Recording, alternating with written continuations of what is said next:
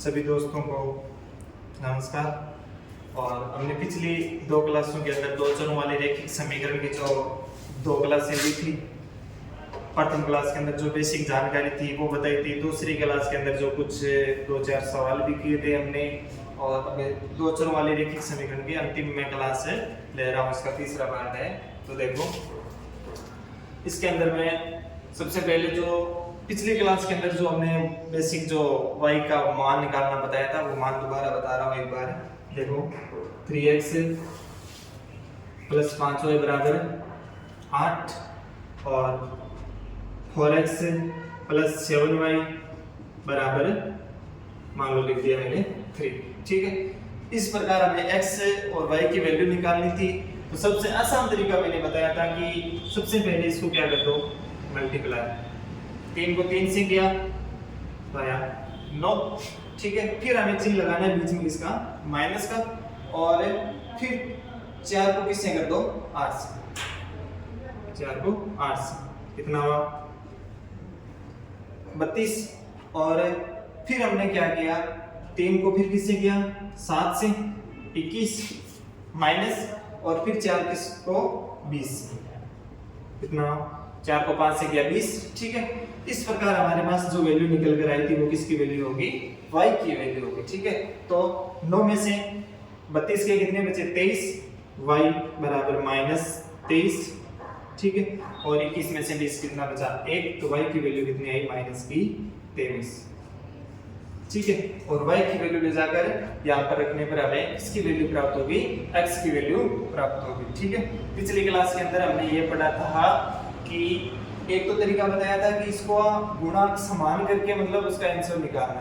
ठीक है, तो वो तरीका है, वो क्या है कि एग्जाम के अंदर जब हमें लिखने का हो तब उस तरीके को अपनाते हैं। हमें क्या चाहिए, एक शॉर्टकट आंसर चाहिए। ठीक है, तो शॉर्टकट आंसर निकालने के लिए ये तरीका क्या है, सबसे बेस्ट तरीका है। ठीक है, और अब इससे अगला जो हम सवाल करने जा रहे हैं वो सवाल देखिए।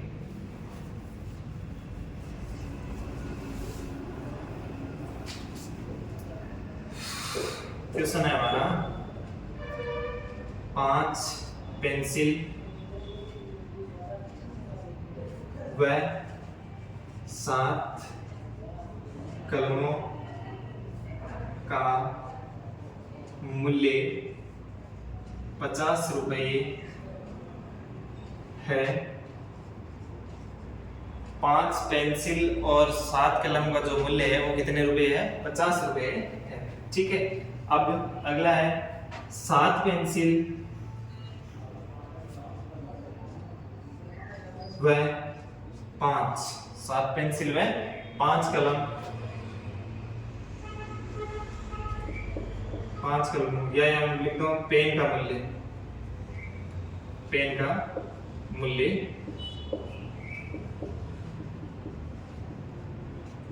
46 रुपीज है। तो एक पेन व एक पेंसिल का मूल्य बता। एक पेन व एक पेंसिल का क्या बताओ, मूल्य बताओ।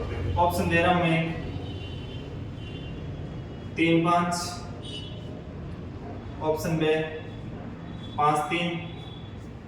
ठीक है, ऑप्शन से 7 6, और ऑप्शन बे 4 3। ठीक है, तो सबसे पहले हम क्या करेंगे, इसकी दो जो इक्वेशन है वो दो रैखिक समीकरण है वो बनाएंगे। देखो सबसे पहले कि 5 पेंसिल और 7 पेन का मूल्य कितने रुपए है, 50 रुपए। फर्स्ट कंडीशन ये दी हुई है कि 5 पेंसिल व 7 पेन का जो मूल्य है कितने रुपए है, 50 रुपए। तो सबसे पहले हम क्या करेंगे कि एक पेंसिल का जो मूल्य है वो x रुपए, एक पेंसिल का जो मूल्य x रुपए मान लेते हैं। ठीक है, और एक पेन का जो मूल्य है वो y रुपए। ठीक है, अब हमारे पास पेन कितने हैं, 5, सॉरी पेंसिल कितनी है 5। एक पेंसिल का मूल्य x रुपए, तो 5 का 5x प्लस एक पेन का 5, तो 7 पेन का 7 में। ठीक है। इन दोनों का जो कुल मूल्य है वो कितने रुपए है, 50 रुपए। तो समीकरण नंबर 1, ठीक है। दूसरा क्या कह रहा है कि 7 पेंसिल व 5 पेन, 7 पेंसिल व 5 पेन का मूल्य कितने रुपए है, 46 रुपए। तो 7 पेंसिल, एक पेंसिल का मूल्य कितने रुपए है, x रुपए। तो 7 पेंसिल का 7x और एक पेन का मूल्य y रुपए, तो 5 पेन का मूल्य 5y बराबर 46। समीकरण नंबर 2। अब इस सवाल को आप आगे हल कर सकते हैं। सबसे पहले आप किसका मान निकालेंगे, y का मान निकालेंगे। y का मान किस प्रकार, 5 को किससे करेंगे, 46 से, फिर 7 को किससे करेंगे, 50 से, ठीक है। और फिर 5 को 5 से और फिर 7 को 7 से। इस प्रकार जो वैल्यू निकल कर आएगी वो हमारे पास किसकी वैल्यू होगी, y की वैल्यू होगी, ठीक है। तो देखो 5 को किससे किया, 46 से, माइनस, और 7 को किससे किया, 7 को 50 से, बटा 5 को 5 से 25, माइनस 7 को 7 से 49। वैल्यू किसकी आएगी, y की वैल्यू देखो किस प्रकार आएगी। 46 को 5 से किया 30, 230 और माइनस 350 और 25 माइनस 49, 25 में से 49 के कितने बचे, 24, माइनस के 24 और ये हो गए 120, माइनस के 120 और माइनस के 24, माइनस माइनस कैंसिल, y की वैल्यू निकल कर आई हमारे पास 24 पंजो 120। y की वैल्यू कितनी आई, 5, ठीक है। तो y की वैल्यू 5 किस ऑप्शन में है, पहला मान x का, दूसरा मान है y का। तो y की वैल्यू किस ऑप्शन में है, इस एक ऑप्शन में है। तो बाकी 3 ऑप्शन तो अपने आप ही कैंसिल हो गए। तो कौन सा ऑप्शन सही होगा, पहला ऑप्शन सही होगा कि y की वैल्यू 5 है तो x की वैल्यू कितनी होगी, 3, ठीक है। चलो इस सवाल को इतना लंबा कर लिया, इससे भी इस सवाल को एक शॉर्टकट तरीके से कर सकते हैं। किस प्रकार, देखो कि 5 पेंसिल और 7 पेन का जो मूल्य है 50 रुपए है, 5 पेंसिल और 7 पेन का जो मूल्य है वो 50 रुपए है, ठीक है। अब क्या करना है कि पहला ऑप्शन उठाते हैं, ठीक है।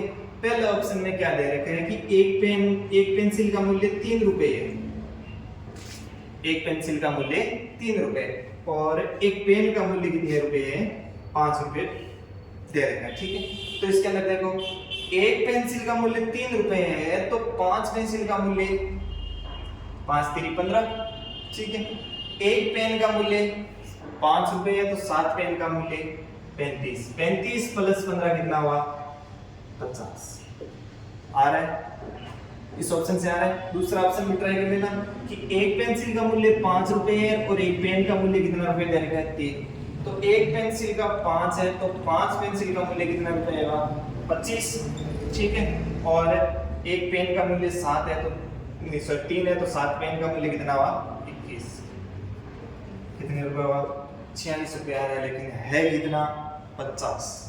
तो कौन सा ऑप्शन सही होगा, ए ऑप्शन है सही होगा। आपसे उम्मीद करता हूं कि आपको इस सवाल को बहुत अच्छी तरीके से समझेंगे, या तो आप इस सवाल को इस तरीके से कर सकते हैं, ठीक है। और सबसे जो बेस्ट तरीका रहेगा वो कौन सा तरीका रहेगा इस सवाल के लिए, ऑप्शन का तरीका सबसे बेस्ट है, ठीक है।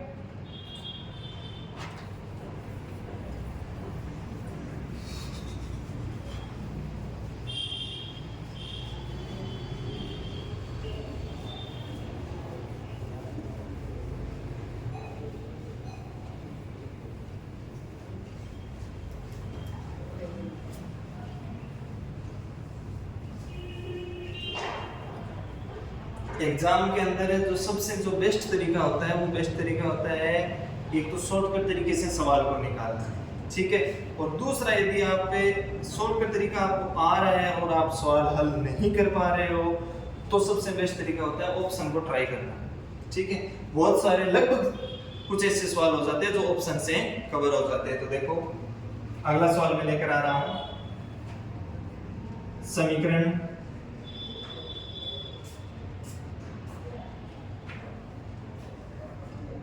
समीकरण 6x प्लस 3y बराबर 11, ठीक है।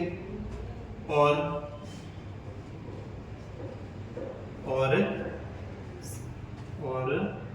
दे दिया 18x प्लस ky बराबर 33। निकाय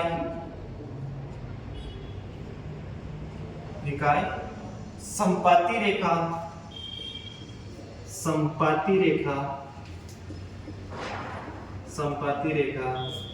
है तो k का मान ज्ञात करो। किसका मान ज्ञात करो? k का मान ज्ञात करो, ठीक है। ये आपके सामने क्वेश्चन है, ऑप्शन दे रहा हूं। ऑप्शन है 3, ऑप्शन बी 9, ऑप्शन सी 18 और ऑप्शन बी 7, ठीक है।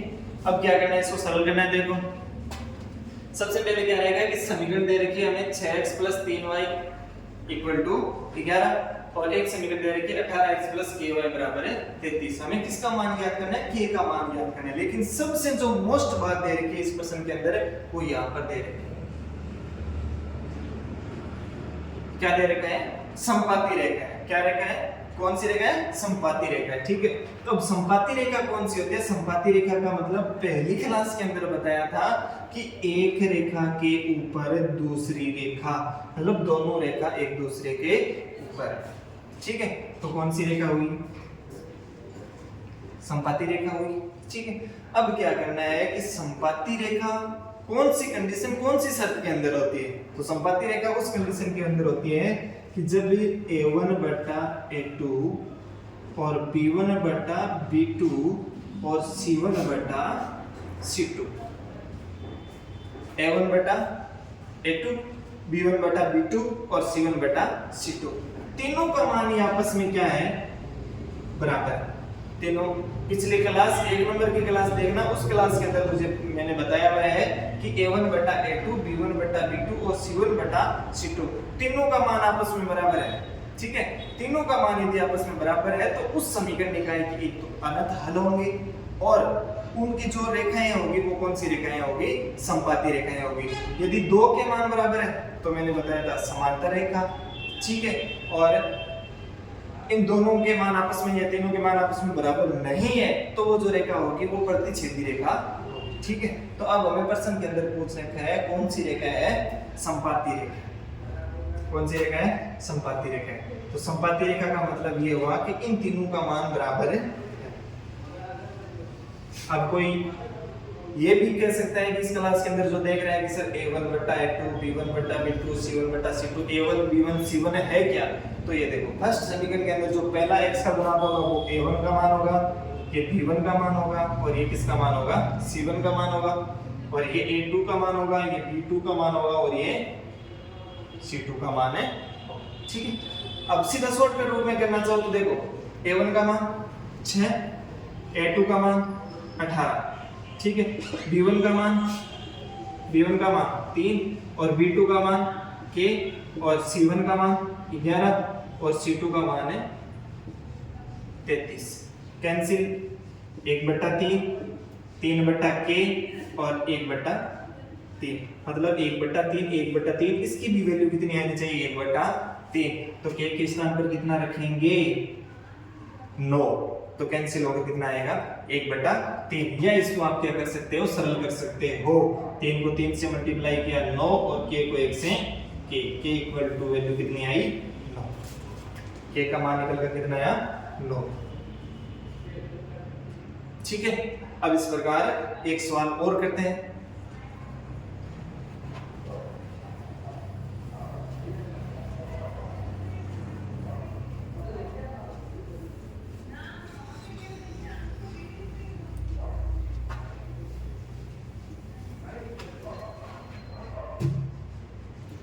देखो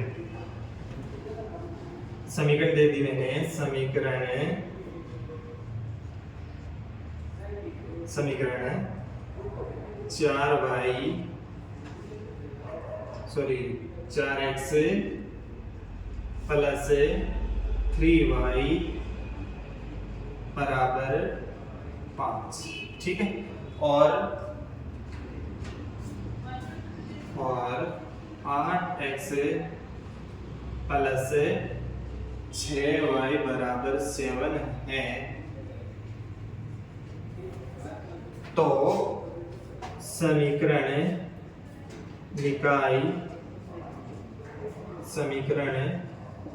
निकाय में x तथा y का मान ज्ञात कीजिए,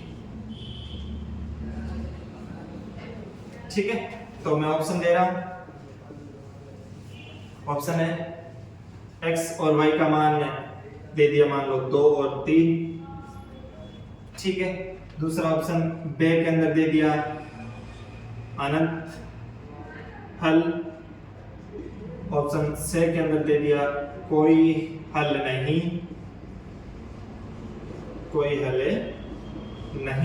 और ऑप्शन बे के अंदर दे दिया 4 और 6, ठीक है। अब हमें क्या करना है, इसको सरल करना है। देखो सबसे पहले दे दिया 4x प्लस 3y बराबर 5 समीकरण है। दूसरी समीकरण है 8x प्लस 6y बराबर 7। अब इसे सरल करते हैं। देखो 4x a1, देखो 4/8 3/6। सबसे पहले शॉर्टकट अंदाज के अंदर के a1/a2 b1/b2 c1/c2 देख लेते हैं। a1/a2 4/8 b1/b2 3/6, दोनों की वैल्यू आपस में क्या आ रही है, बराबर आ रही है। देखो किस प्रकार a1/a2, a1 का मान 4 और a2 का मान 8, ठीक है। 4/8 की वैल्यू 1/2 और b1 का मान 3 और b2 का मान 6, 3/6 बराबर 1/2 और c1/c2 की वैल्यू है 5/7, ठीक है। किसका मान बराबर है, a1/a2 b1/b2 दोनों का मान आपस में क्या है, बराबर है। तो हमें कौन सी कंडीशन अप्लाई हो रही है कि a1/a2 और b1/b2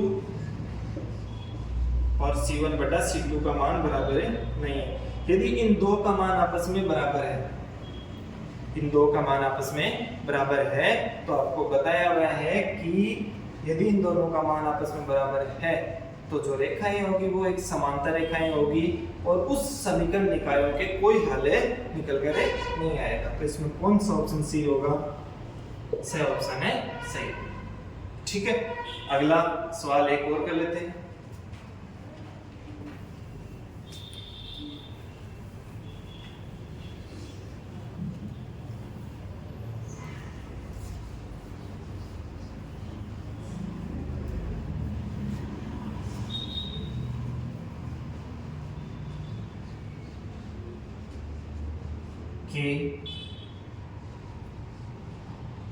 kx प्लस 6y बराबर 9 और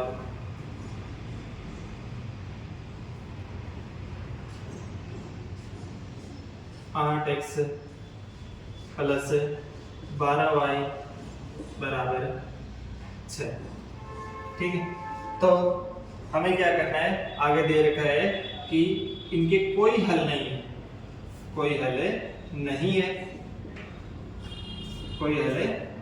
है, तो किसका मान ज्ञात करना है, k का मान है ज्ञात करना है। तो देखो कोई हल नहीं है, कन्फर्म बात है, a1/a2 और b1/b2 का मान आपस में क्या है, बराबर है। तो a1 का मान k, a2 का मान 8 k/8 और b1/b2, b1 का मान 6 और b2 का मान है 12, तो हो जाएगा गुणा, ये हो जाएगा 1/2, ठीक है। 2k और 8 को 1 से 8 और k बराबर 8/2 और इसकी वैल्यू कितनी होगी, 4। k का मान कितना आएगा, 4, ठीक है।